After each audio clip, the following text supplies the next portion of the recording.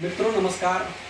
जैसा कि आप लोगों को पता है कि बिहार में सर्वे का कार्य चल रहा है और देख रहे हैं कि बहुत सारे लोग जिनको पेपर संबंधी कुछ जानकारी पाने में काफ़ी दिक्कत हो रही है और कुछ लोगों के पास भ्रामक जानकारियाँ भी निकलकर सामने आ रही हैं। ऐसे में उसी के लिए आप लोगों को समझ के लिए मैं एक सोचा कि वीडियो बनाऊं।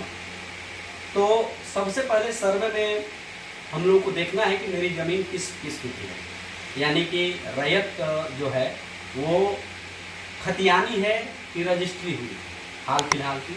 तो खतियानी अगर ज़मीन है तो उसमें वंशावली अनिवार्य है। वंशावली कहने का मतलब ये है कि आप जिनके नाम से खतियान चल रहा है वहाँ से जो वर्तमान में जिनके नाम से जिनका नाम खतियान में दर्ज करवाना चाहते हैं वहाँ तक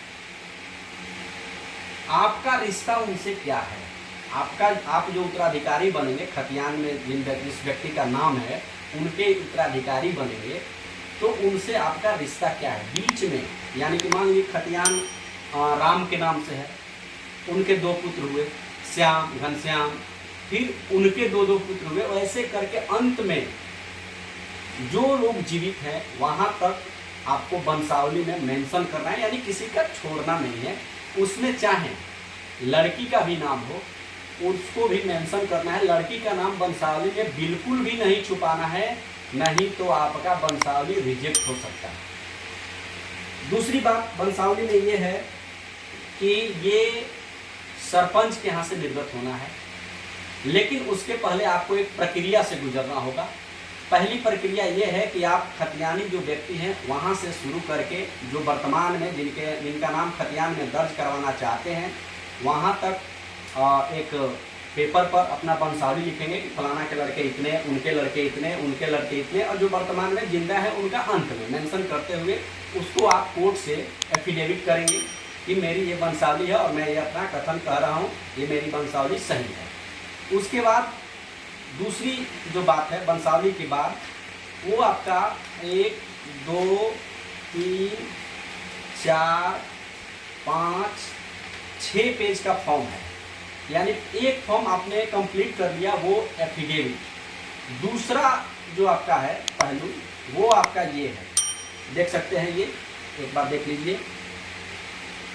इसमें आपको करना क्या है कि यहाँ पर आप लिखेंगे जो आवेदनकर्ता होंगे वंशावली के लिए उनका नाम रहेगा, उनके पिता का नाम रहेगा, उनका वार्ड रहेगा, उनका गांव रहेगा, उनका पोस्ट, यानी पूरा एड्रेस मेंशन करते हुए 4 गवाह जो आपके अगल बगल के लोग होंगे 4 गवाह का इसमें नाम लिखना है, उनके पिता का नाम लिखना है, उनका मोबाइल नंबर, उनका आधार नंबर, उनका सिग्नेचर करवाना है।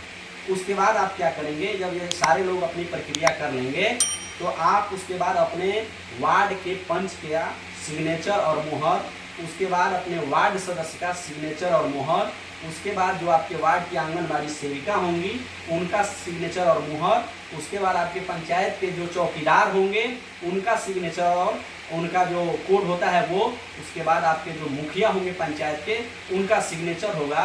और उसके बाद इस सारे फॉर्मेट को भरते हुए आप अपने पंचायत सचिव, यानी आपके जो पंचायत सचिव जो प्रखंड में बैठते हैं उनके पास इस आवेदन को जमा करेंगे। इस आवेदन के जमा करने के बाद वे अपने रजिस्टर में इस वंशावली को मेंशन करेंगे और उसके बाद ग्राम कचहरी में सरपंच के सचिव को वो फाइल सुपुर्द कर देंगे। यहाँ अपने सरपंच महोदय अपने रजिस्टर में इसको मेंशन करेंगे और उसके बाद इस तरह की एक आम सूचना निकालेंगे। देख सकते हैं ये आम सूचना अपने वो ग्राम कचहरी में चिपकाएंगे कि किसी को भी इस वंशावली पर दावा आपत्ति हो तो वो कर सकता है। अगर 7 दिनों तक दावा आपत्ति नहीं हुआ तो आपकी वंशावली 8वें 9वें दिन निर्गत हो जाएगी। अगर दावा आपत्ति होता है तो जो आपत्ति किया है और जिन्होंने वंशावली के लिए आवेदन किया है दोनों पक्षों को बैठाकर सरपंच महोदय निस्तारण करेंगे। उसके बाद वंशावली अगर निर्गत करने लायक होगी तो निर्गत करेंगे, अगर नहीं होगी तो रिजेक्ट हो जाएगा। यही है, यही फॉर्मेट ग्राम कचहरी से आपको मिलेगा। इसी में आपकी वंशावली भरते हुए जो भरा रहेगा वही मिलेगा। तो ये हो गई ठीक। और इसी में एक सवाल आप लोगों का ये बन सकता है कि ठीक है खतियानी ज़मीन के लिए तो वंशावली अनिवार्य है, तो क्या जो रजिस्ट्री ज़मीन हुई है उसमें भी वंशावली अनिवार्य है? तो इसके लिए मैं आपको बता दूं कि अगर जिनके नाम से दस्तावेज है वो अगर जीवित हैं तो इसमें वंशावली की आवश्यकता नहीं है।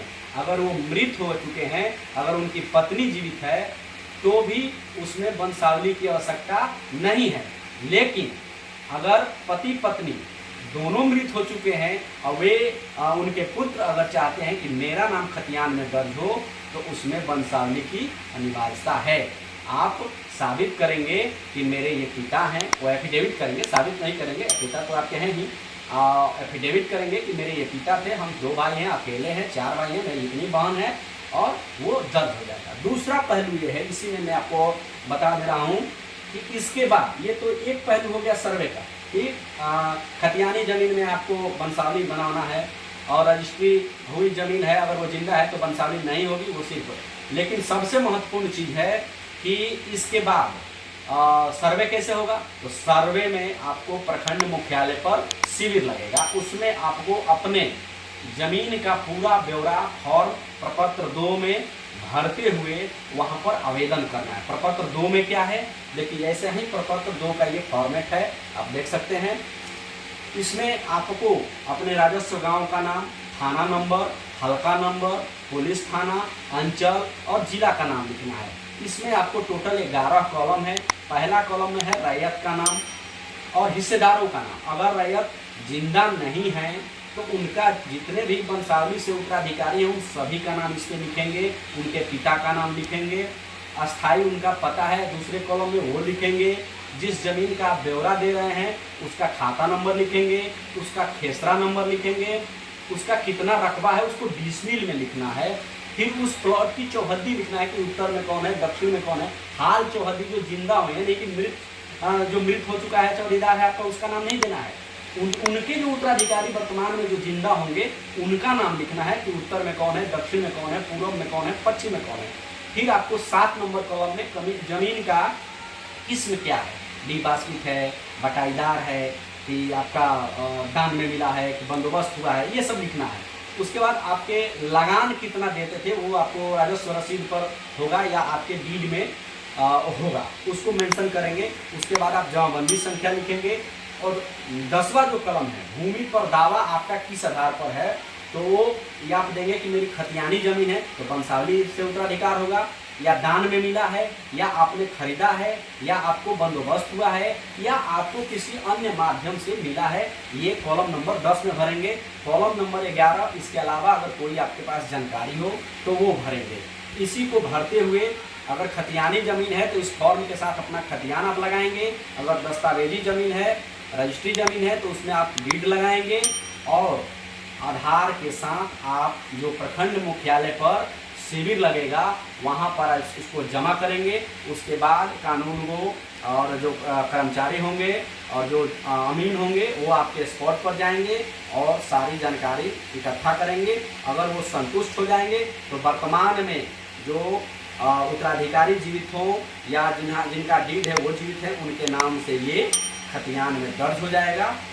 मुख्य सरकार का ये पर्पस है सर्वे का कि सबसे ज़्यादा आजकल ज़मीन संबंधी विवाद आ रहे हैं, इसको निपटारा करने का। और ये जो सर्वे चल रहा है ये लगभग 100 वर्षों के आसपास के बाद सर्वे हो रहा है, तो उम्मीद है कि 95% जो ज़मीनी विवाद हैं वो इस सर्वे के बाद समाप्त हो जाएंगे।